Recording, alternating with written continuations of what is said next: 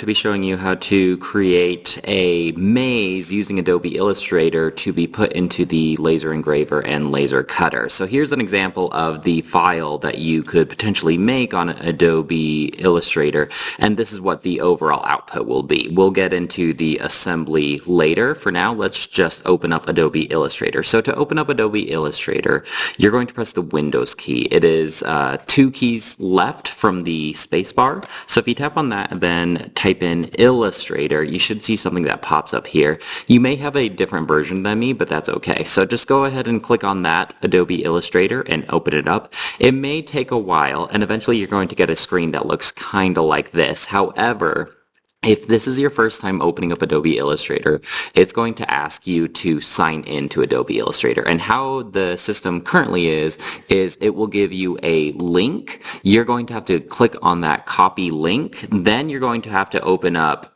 Google Chrome in order to paste that link in there, and then you'll be signing in with Google. Once you've signed in with Google on your browser, then you're going to hop back to Adobe Illustrator, make sure that you don't exit out of it, and just wait for maybe like 20-30 seconds, and it's going to sign you in eventually. So eventually, once you've signed in, you're going to get to a screen like this. Let's just go ahead and create a new file. Okay, and by default, your units is probably going to be in points right here. So we'll need to make sure to change that to inches.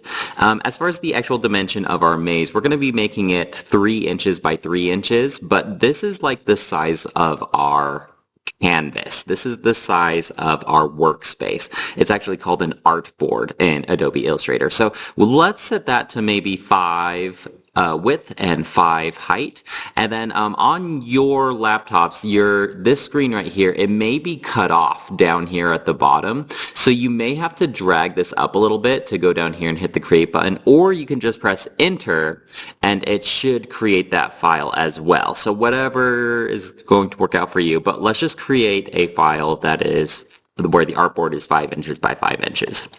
Okay, so eventually you're going to get to a space that looks like this. Over here on the left-hand side, this is like our tools that we can use in order to create our design. And then to our right here, this is like our properties to the items that we have selected. Obviously, you can move your mouse around. If you want to zoom in and zoom out, you have to hold the Alt key and then scroll your scroll wheel if you're using a mouse, or 2 fingers on the touchpad. And then if you want to pan, you're going to push down on the scroll wheel and move your mouse around in order to pan that artboard. So you can line it up where you want it to be.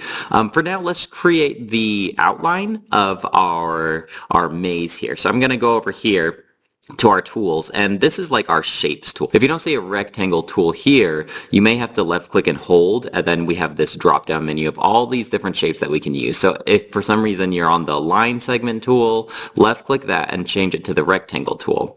Now we could click and drag and then set the dimensions where we want it to be. Even if you look at your mouse cursor, you can kind of see the dimensions of how big this is. If you already know what you want the size to be for your shape, it's actually easier, in my opinion, to just left click once, and you're going to get this pop-up window, and it's going to ask you how big you want this shape. So we could say 3 by 3 and then press OK, and then it creates this square that's already 3 inches by 3 inches. Okay, and over here we have 2 selection tools.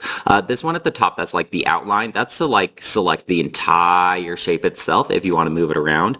If you do want to manipulate certain parts of a shape, you're actually going to go to this solid selection tool called the direct selection tool, and that allows you to manipulate these points here in order to create any kind of shape. But we want ours to be an equal shape anyway, so I'm going to undo by pressing Control Z and go back to our default square. Okay, now I want to point out our properties over here on this right hand side. You can see that we have the dimensions here. This is the position, this X and Y, this is its position on the board, and then this W is for width and this H is for height. So we can already see that it's 3 by 3.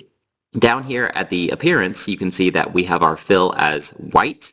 If you were to, you can change any kind of color you want, but I wouldn't recommend it. It's not going to show up very well on our maze when we put it through the laser engraver and cutter. And so actually what I'm going to set the fill to is none. So that'll make selecting the items inside this thing a lot easier if you have this set to none.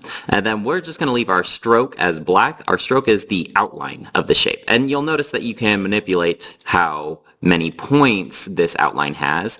I would just set it for now something so we can see it okay, maybe like 1 or 2 points. So it's not wide enough to like get in the way, but like I can still see the outline, okay? Okay, so this is the outline. Let's go ahead and start creating some kind of track for this. So I'm going to go back to this rectangle tool, and then let's just make like the first part for our track. I'm just going to make a line going down from here to here. And in this case, I am clicking and holding while I'm dragging to create my shape because I don't know what size I want this to be at this point. And then over here on the right-hand side, the properties, the sizings that I showed you, this is what you'll want to pay particular attention to. We basically, in order to fit our 2mm balls in this track, it can't be skinnier than at least 0.1. 0.1 is going to give us the wiggle room that the ball needs in order to navigate through these tracks. So I actually want to go any less than 0.1 either in the width, or if you're making a box this size, to make this one 0.12. That's the skinniest I would make this track. If you're navigating smaller than 0.1, like 0.07, 0.05, it's going to be too skinny and your maze isn't going to work nearly as well. And then what I want to do is I want to basically union these things. I want these things to be considered like one object and delete all the lines on the inside. So what I need to do is select both of these tracks. I can left click and drag a selection box over these two things, or what I find to be more precise is if I hold down the shift key. When you're holding down shift, you can select multiple objects. So I can select this rectangle and this rectangle. And down here on our properties tab, you're going to see this Pathfinder button right here called Unite. So we're going to click on Unite, and suddenly it combines those rectangles.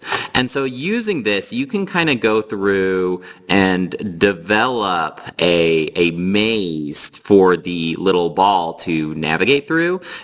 Take your time. Think about what would be fun for you to navigate through at this time as you are designing this stuff. Obviously, you probably don't want it too messy. If you wanted to add something like curves, you could potentially go about that using something like the ellipse tool and then erasing some of those points, but that's going to be a little complicated. I guess what you could do is use the line tool to kind of like do these arcs if you want to get especially intricate with your mazes here. So you can design this whole maze, and then once you're done with it, you're going to select all of them and unite all of these things together. So click on Unite. Now, do you see what happened right here? It looks like it deleted everything. What happened is I had this outer box selected with all the boxes on the inside. So if I undo, you can see that I actually have this outer box selected. So if you hold shift and then click that to deselect it, now I just have all this stuff on the inside, so then you can unite that and make a maze. Okay, one tip for you about designing this maze, I definitely wouldn't create any islands. And so what I mean by that is like any sections that aren't connected at all, like let's say right here, and then we'll unite that. So right here, this whole area will not be in my maze now because I have completely made it into an island. And so when the laser goes through and cuts it out, it's not going to be connected to everything else. It's not going to work out. And so my maze is just going to have this big, huge, gaping hole in it, essentially. Essentially, like this whole part right here is going to be open. So we want to avoid any kind of islands. You'll want to make sure that like all the inside parts are connected in some kind of way. Some kind of peninsula is essentially what we're trying to create. Then we can kind of try to come up with a theme or something like that. So first, what you can use is this text tool right here. So you can use the text tool. You can click and drag to create a text box. I actually find it's easier just to left click and it will just automatically generate that text box. So then we can say start. And we can use the selection tool to move this start down where we want it to be. You can also manipulate the text too. So let's say if you want to change the font here, you can click on the drop-down menu here and you can add some personality that way. You can also change the size of the font too to lower the point or raise the point, whatever suits your needs. And then we can create a finish button here. And then let's put our name on our project. And you could just add text that way if you'd like. I will also say that you can use the brush tool, the paintbrush tool, if you're feeling particularly artistic. So you can draw little like items and people and items, things like that. Okay. Okay, let's say you want to add your own, you want to find pictures on the internet and bring them into your document here. You can actually copy and paste pictures and add them here. So I want you to try and come up with some kind of theme. For this theme, let's do like a jungle theme. How about that? So I'm going to open up my browser here. Let's just type in like a cartoon jungle animals. Let's do that. And then it's going to work best if it's clip art. Typically, you're going to want to look for something that's mostly black and white. So we might have to be a little more specific here. Black and white crocodile. And then we can just basically like copy and paste this crocodile here. So if you right click and then go to copy image, you can move back to your maze and then Control V is to paste. This picture is obviously going to be like way bigger than what our maze is. So you can like scale this down to where you want it to be. But again, the laser engraver is going to work best with black and white colors. It's not going to really show colors that well, especially if there's like a ton of shading, things like that. So let's do it one more time, just in case you missed that. We're going to go back here and look for, let's look for a black and white hippo. A black and white hippo clip art, and let's just find another one here. There we go. So we can click on that one, right click, go to copy image. Now I will say some of these pictures aren't going to work out if it's not like a proper file format. So if it's not pasting, it might be the wrong file.